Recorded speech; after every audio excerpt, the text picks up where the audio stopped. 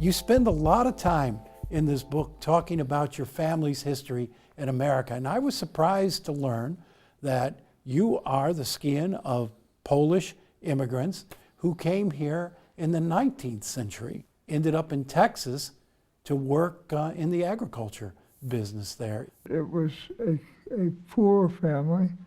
They actually made several trips over to bring all of their folks into the United States. Mm-hmm. I won't even try, John, to pronounce the original family name.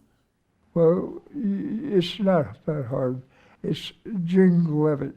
Dingell. Yeah, what it means is it means blacksmith. Your grandfather was a blacksmith when he came to this country and was trying to make a living selling watermelons, and he'd had about enough of that there in Texas. So he was trying to sell them for a nickel a piece, and he couldn't sell them. So he just dumped them in the side of the road in a ditch, put the family all in the wagon, and they headed all north, and they kept going and going.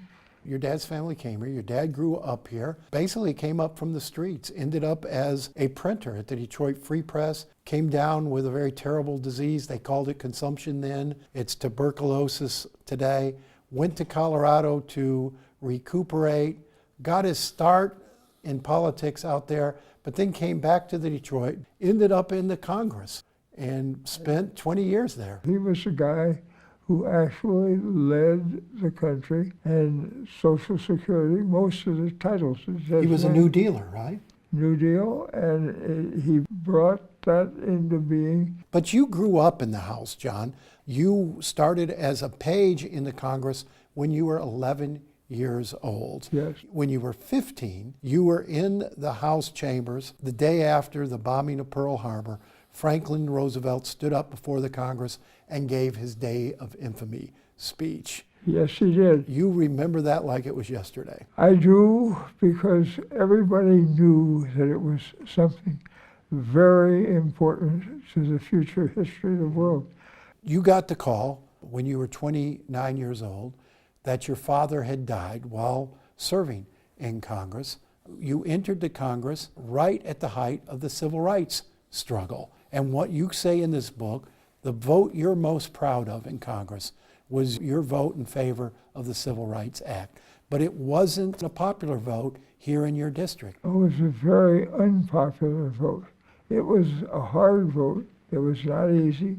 And it was a vote which was difficult because the people, truthfully, didn't want it. There were all manner of lies told about it and what it meant. One of the distinguishing features of your career is that you were also one of the most powerful voices for the Second Amendment during your time in Congress. You were a board member of the NRA and a very proud and active member for a number of years until you resigned. We are still struggling with what to do about gun laws in this country. What's the answer there, John? We don't know, and we may not know anytime soon. But the fact of the matter is, this is something that has to be addressed by and for the people so that we can live together as brothers and sisters and as fellow Americans. And one of the roots of it is seeing to it that we protect mental health, because without mental health, we can't protect the people of the country. You were replaced in Congress by your wife, Debbie Dingell, who ran for your seat. How's she doing? I am very proud. I am one who believes that she is a better congressman than her husband was. And does she seek your counsel?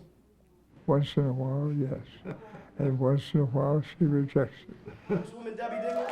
And once in a while, she does what she damn pleases, which is usually the way it should be. Obviously, anyone who reads this book understands the very close bond between you and your father. John, one of the things your father was very focused on was universal health care.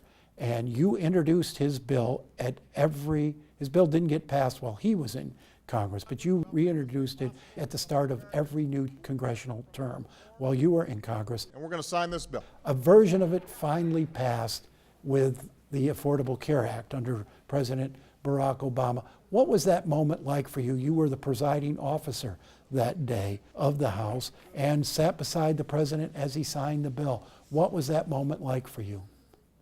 Great satisfaction. We had done our duty, we had served the people, we had worked with the president, we had carried out our constitutional functions, and we had been truthful to the people that we owed everything to. We are done. It was a time of great urgency, and it was something that was of desperate importance to all Americans. In your mind, has it worked? It's had terrible opposition, but the answer is yes. I walk into the hospital and they say, "Thank you, Mr. Dingell." And I say, "Why?" They say, "For the bill." They say, because that bill is something which has made it possible for my wife or me or my kids to live. That's damn important, Nolan. I've heard you say a number of times, John, that your goal was to make your father proud by who you've become and your service in the House. Do you believe you've accomplished that goal? I think history will tell us better than we can say. But the answer is yes, I do.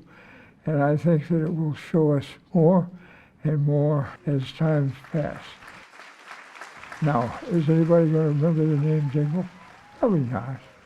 But they will remember how to do these things and to return the country to the ground that it should be on, so that it can do that which it should do, to serve the people for whom we take oath and say, I will support and defend the Constitution.